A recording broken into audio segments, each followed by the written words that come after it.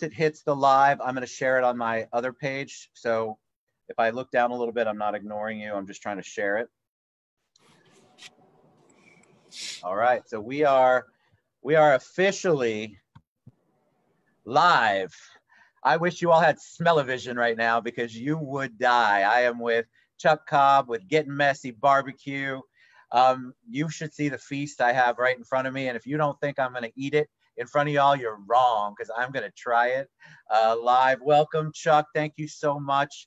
I'm so excited to have you on the show. I've heard a million wonderful things about you. So tell them a little bit about you before we dive into barbecue while I'm sharing the show. And welcome. So yeah, I grew up in North Florida where, side of the road barbecue stands were prominent, right along with side of the road peanut stands. So, it's just something that I grew up on. It's my culture. Every Thanksgiving, instead of a turkey, we had, sliced pork. And that family recipe sauce that I gave you is actually my family recipe. We've been using it for as long as I've been alive. That's this one? Yeah, the family recipe. Yeah. And the only thing I can tell you is it's a Heinz 57 base. Everything after that, man, I promised my uncle not to tell anybody. You might be in real trouble. Oh, I'd be in huge trouble. How do you go from loving barbecue to making a business out of barbecue? It's not like your regular Italian restaurant or seafood restaurant. The two restaurants that have the highest food costs are seafood, fresh seafood, and barbecue. I mean, we instead of that 32% food cost range, we're in the 40 to 45% food cost because we're an all protein business. Right. And so, you have to take the love goes into preparing the food. The know-how goes into managing everything, knowing how much to cook for a day, like today, like how much meat do I put on the smoker? And our concept really isn't like everyone else's concept in the barbecue world. Our concept is to sell out. We want to sell out. Right. I don't want to have any meat that I have to hold over for the next day. So I cook enough meat to sell out.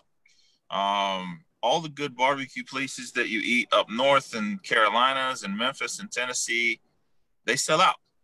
And you can get it from this time to this time. And if you show up after this time, well, you miss out. I'll see you tomorrow. And so, that's kind of our concept. But in that same concept, you get fresh food guaranteed every day. You're not eating a pork butt that's been wrapped, cooled down, reheated for 2 days. Right. It goes from bright pink and white to gray, and you can taste the difference. So, that's how we get there. How did you get, so you are without a doubt, to me, a social media word of mouth success story, because I started hearing about you and then people started tagging your Facebook page. People were online talking about you. And so that is not the easiest thing to do, especially pre-COVID. Getting your name out there as a place that serves amazing food.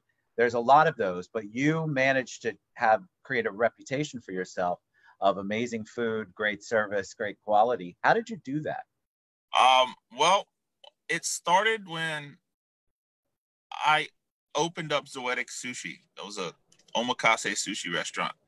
And I sat around scratching my head. How do I get people to know about me? They know about Cadence, but how do I get them to know and trust that a 6'6" white guy doing sushi is going to be reputable?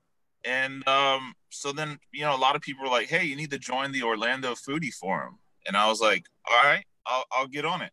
And so I started promoting Zoetic Sushi on the Foodie Forum. And then I started getting reservations. And then people came in and started, getting blown away by the sushi. And so I kind of built my social media reputation with Zoetic Sushi. And then when, 3 months later, after, me and my partner decided to, part ways, I went into barbecue. And so I hit the forums again and said, hey, I opened up a barbecue spot. Come on by. And so the biggest issue was that everybody's like, oh, but you're all the way in Sanford. I'm like, yeah, but come on out, like come try me out. And when I had Zoetic Sushi, I had people drive all the way from Windermere and Lake Nona. And when I opened up the barbecue place, I had those same people drive from Windermere to Lake Nona.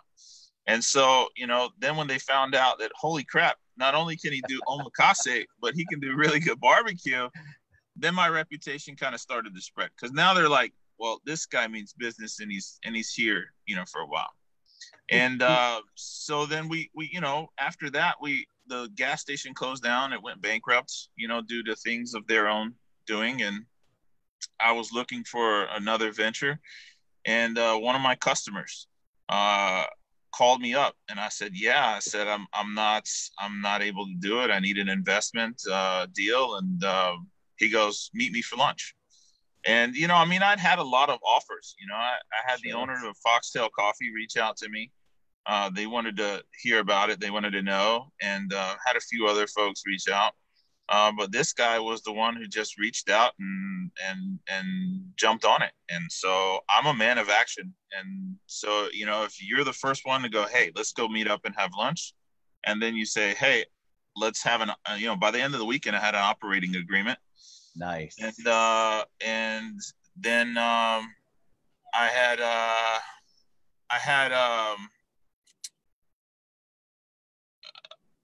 man, lost my train of thought. Here's what I want to tell people, though, because I want to hear you talk, but I have to try something. So what I think, it's amazing that you can do both, all kinds. I mean, to go from sushi to barbecue is just doesn't even seem like it's in the same realm of, I mean, is there any kind of cooking that you don't know how to do? I'm a horrible baker. That's fair. I can't do baked goods or pastries to save my life. I can do a cheesecake. That's about it. All right. So I am desperately trying to figure out, these are fall apart. This is fall apart food. So I want you to tell them what you have. So I believe this first is rib. Looks like a rib in here. Yes?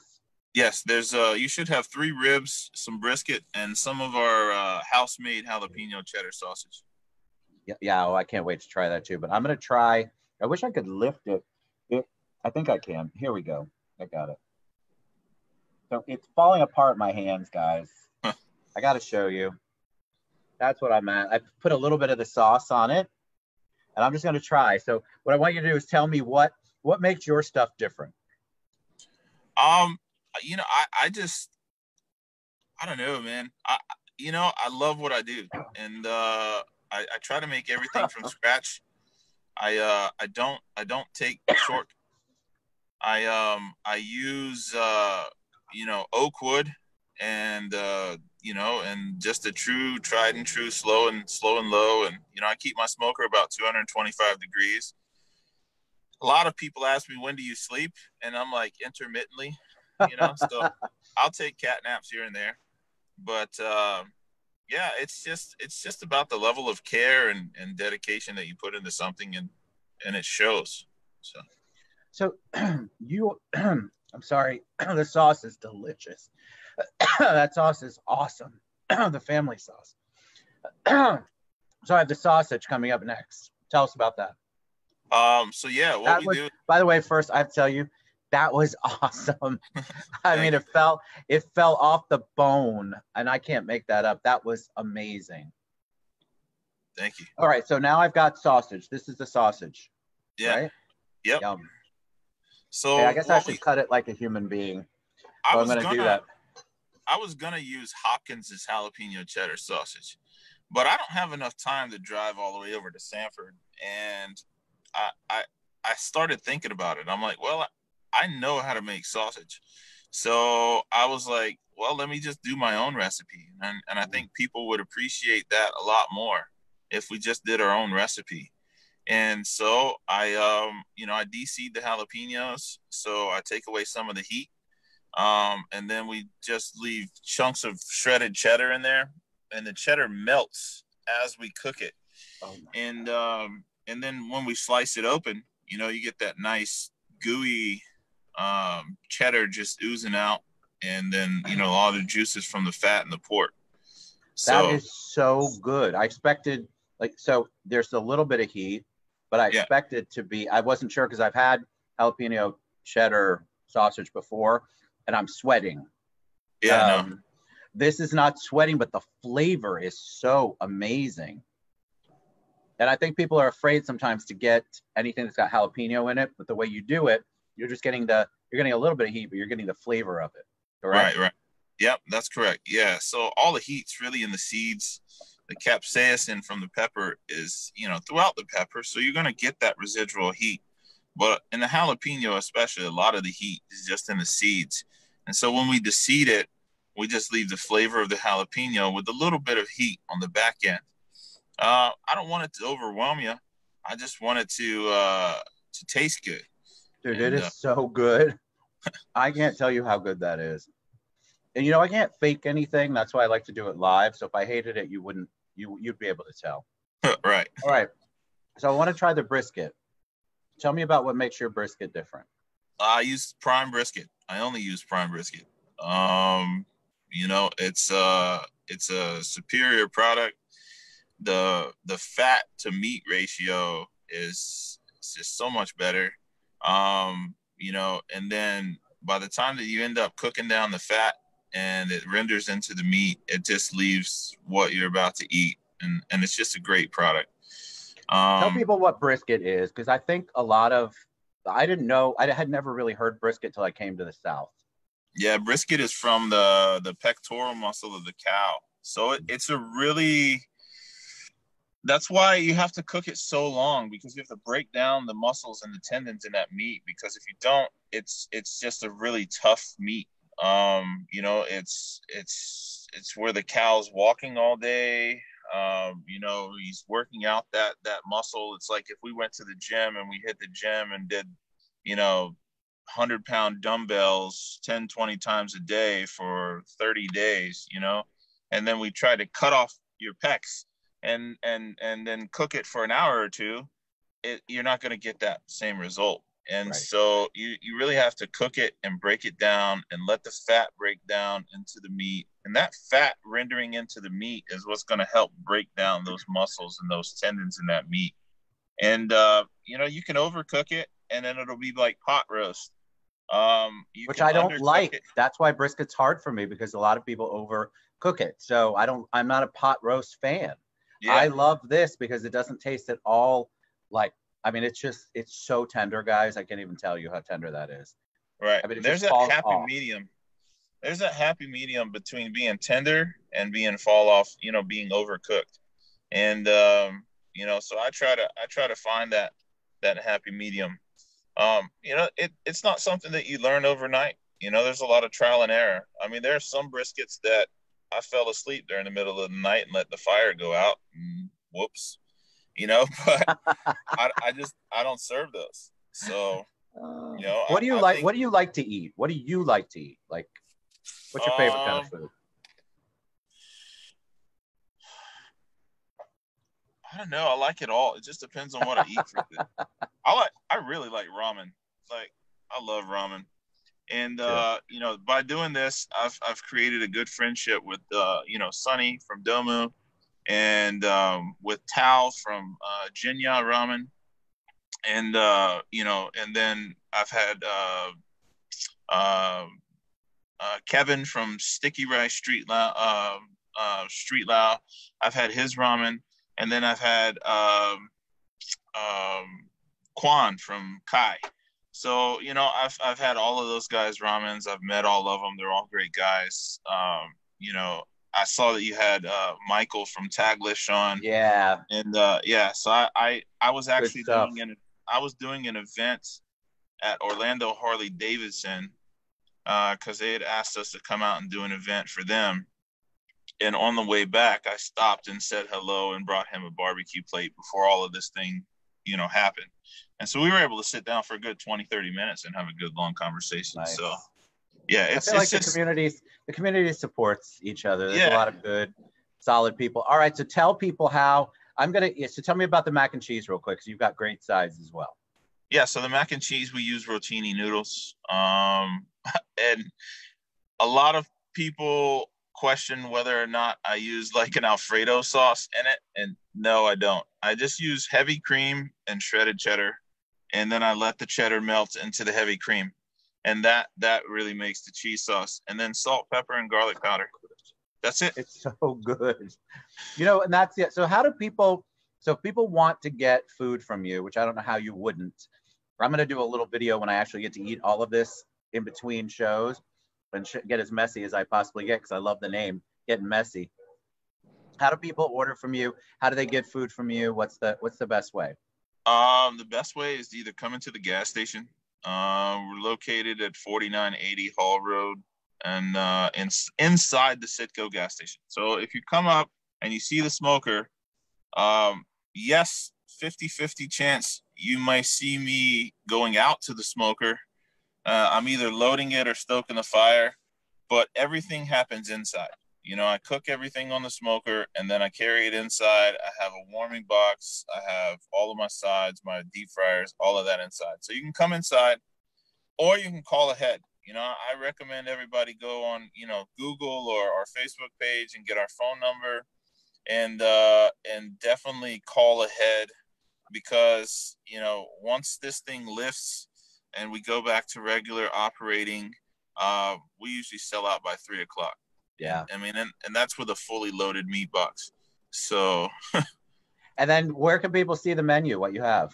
Right now you can see the menu on our Facebook page. You have to like our Facebook page. I tagged it. I just posted that, if we get 1,000 likes and 1,000 follows, I'll roast a whole hog Carolina style. And, nice. I'll get some mopping sauce, and we'll mop a whole pig, and, I'll chop it up and serve it straight from the smoker. I have a butcher table and a tent, so we'll do it right out in the parking lot. And, they can go inside, get their sides, and then come out and get a plate of meat. And, so yeah, that's the goal. I love it. And it's Git-N-Messy. I tagged it. Git-N-Messy BBQ too, right? Right. Yeah. All right. So, I cannot wait. I would have not been able to finish the interview if I ate everything that is in front of me. But I have to tell you that barbecue is delicious. See, now my son's going to have to go. He loves barbecue. Go get it. We were blessed today. Thank you for that, by the way. You're welcome. Very much appreciated. But I can't wait to dig in, like not being all pretty here. And I had to use a knife and fork. I don't really want to use a knife and fork right now.